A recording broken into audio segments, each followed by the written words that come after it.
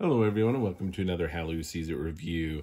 Today I am reviewing Reign of Dragoness by Grandpa Beck's Games. This is a game for 3 to 8 players. It takes about 20 to 40 minutes to play and can range from 8 to 99 as they say. This is a great, beautiful game with a lot of Grandpa Beck's games. They, again, have a lot of similarities to maybe some traditional card games that you're familiar with, but then they add just this beautiful artwork and some other fun elements to it. And in this one, again, streamlining this quite a bit with really the object of this game is you're going to want to get rid of your cards as quickly as possible, hopefully before everyone else, or at least have the fewest remaining cards if you are not the first person to get rid of your cards. And so let's go ahead and show you what comes in the box. First of all, you'll notice the beautiful artwork here on the cover of the game, which continues throughout the game. Inside the box, you'll find a little leaflet here for their other games, which I have reviewed, had the wonderful opportunity to review Skull King previously, and now Reign of Dragoness. I look forward to hopefully being able to review and take a look at their other games as well. So that's lovely there. If you're not familiar with their games, they have these wonderful recipe cards that come in that are very thematic here. And looking forward to trying this one out here actually come the colder weather. So it is starting. We just had the cold front come in. Winter is officially here. And so I'm excited to try this Dragon's Brew. So fantastic quality. Love that they've included those. It's great. Let's talk about the rule book. The rule book, very, very helpful. It has, of course, a little overview of the game here, contents, summary. Setup, which is very important for this game here. There are some special cards within this game, and depending on the number of players, you are going to have a certain number of those special cards. Now, there's only one Dragon Knight and one Dragoness here, so you all have that. But the page here will vary slightly, and the revive cards will vary slightly, but it's fairly straightforward. And these are actually the same, so it's pretty simple there. The clans is kind of the biggest setup change. So clans is suits, basically, in this game. So that's going to be the biggest change. We, as a family, there's 4 of us. So we will really just primarily kind of have a set. We may change it up and switch out clans or something if we want to. But generally speaking, we kind of have it set up. If we have more people that want to play, then we'll have to shuffle in some of the other suits or clans, so to speak. So that's some of the setup as well, but they have beautiful artwork in here as well as some examples, which is really great. But the game is really fairly straightforward. You're trying to get rid of your cards, and you have to play basically a higher value a set or run following the same pattern that's led. I'll show you that in a little more detail. There is some kind of, they call them advanced gameplay options so that you can change up the gameplay a little bit, which is great. And they have this, have questions, and they have a great website here as well. Very great customer service. So great product on the rule book there. Let's take a look at the cards. You have reference cards in the game as well. So all the cards are the same quality. Very nice. That nice linen finish on there.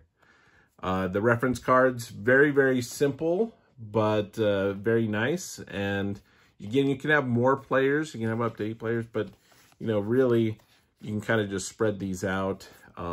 All it really does is it helps you remember, hey, patterns that you can do on your turn. You can play a single card. You can play sets of 2 or more of the same number, or runs of 3 to 5 cards. And then there's a reminder on all the special cards. So you have the Dragoness card, which you'll find in there and show you, is the 13. Otherwise, cards go 1 to 12 usually. The page is 1 to 8, so it's a wild between 1 and 8. You can play them as sets or runs. Squires are 9 to 12. And is 9 played on its own, 8 on their own. Dragon Knight, any wild, 12 on its own. So it's a 1 through 12. And it's there, played as the highest suit. On the back, there's some reminders for the advanced hordes, some of the advanced options. So really, you can just kind of have those spread up amongst the players. So they work great. I'm glad they included those reference cards. So let's go ahead and show you, the back there. Beautiful. So let's go ahead and show you some of the cards. There's the page card. So awesome.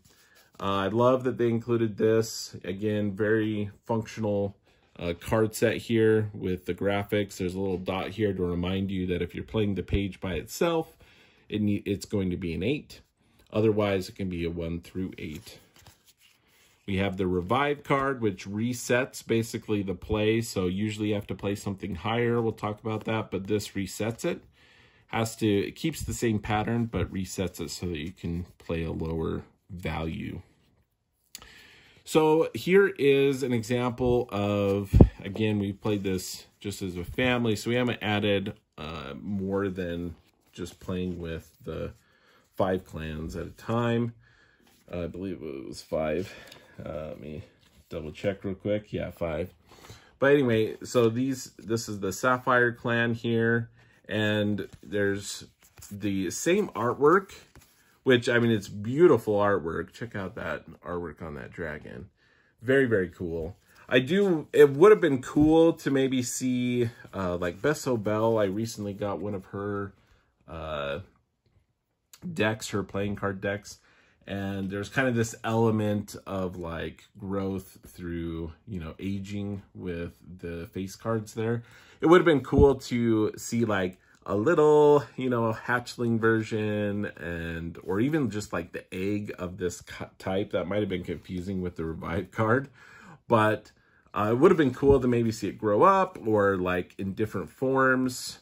So I love the artwork. I do wish it just had more variation to it. Would have been awesome. But they go through 1 through 12. And then the other thing you'll notice here is we talked about rankings. So obviously a 2 is greater than a 1. But if you have 2 cards of the same value, then you go to these gems here on the side, and that is the ranking of the suits, or the clans, if you will, of the dragons. So here you see 1, 2, 3, 4, 5. The Sapphire is a 5 ranked, and this one here is a 1, 2, 3, 4, 5, 6. So this would actually, if someone led with a single 1 card here, I could actually play this 1 card, because while it's the same here, this is a higher valued one, and it would continue on from there. But we have the stone type dragons, which are cool. We have these blue ones, really cool. It reminds me of some of the souvenirs that my parents have brought back from places. Very, very cool. Then we have this one, Cyclone. Like I said, just beautiful artwork here. Really, really cool. So some very, very cool dragons in here. There's the Dragoness, actually, herself in all her glory. Highest card in the game. We got the 13. Very, very cool. So the artwork is fantastic. We'll go ahead and show you some of the other cards as well. But the gameplay is really, really simple. We got this lovely insert. Like how cute. I love that added extra touch there inside the box. A little sleeping baby dragon there. Very, very cool. They also have a wonderful how to play video if you don't like going through the rules, although they're great. Oh, 52 card pickup coming my way. There's one of the Squire cards. Very cool. There's the Knight, which is the 1 through 12. Very, very cool. I just really, really like the artwork in it. So basically that's it though, is playing sets or runs, so I can play, you know, 2 3s, and then someone else next goes in a circle and they say, okay, are they going to play? Are they going to pass? You can do that, but basically, you know, I can't play another pair of 2s because it's 3s. So I would need to play either another pair of 3s with one of my dragons having a higher rank than these other ones. You'll see this is the lowest ranking, and then that one's ranked a little higher. So if I could do that, or I could do 2 4s, 2 8s, 2 10s, etc., etc., etc. Got 2 5s here. You can play that. Continues to go on till everyone's passed or they can't play, that sort of thing. Then this is cleared. Whoever played this last set or run or whatever card it is, it gets to choose the pattern of the next go. So they may start with, you know, they didn't get a chance to play their 2s, so they're going to play their 2s, and it continues on from there. You can have, again, a run, and it's really interesting to kind of play strategically. You may be able to play a card or play a set, but maybe this set, if you play this, is going to break up a run that you might want to play later. And it's just interesting to kind of figure out when to play what. You know, do I want to play a high card right off the bat? Do I want to kind of hold on to the high card? So there's some really interesting strategy as far as figuring out how and when to play cards. Now, I will say this, you know, we were playing, you know, and my youngest son, you know, he didn't really have a great hand, you know, and when it comes down to it, right, card games, sometimes you just don't get a good hand, right? And that can be a little frustrating for the younger ones. So something to be aware of, but, you know, hopefully it plays fairly quickly. And again, you kind of go through it. The scoring for this is also very simple, which I like. And so the scoring basically comes to whoever is able to play all of their cards is going to get 3 points. And then whoever, and that ends the round, so it doesn't continue. But whoever has the second, you know, the least number of cards remaining is going to get 2 points. And the third place is going to get 1 point. If there's a tie for like second place, each player is going to earn 2 points, and there's no third place awarded. If there's, you know, no tie for second, but there's third place tie, then they each earn a point. So very, very simple. You don't have to count, you know, count up like certain, you know, count up all the 5s or 10s. You know, the scoring's really, really simple. You're just trying to get rid of your cards first. That gets you 3 points. If, you know, if you don't get out, you're trying to get so that you have the fewest number of cards so that you get at least 2 or 1 points from that.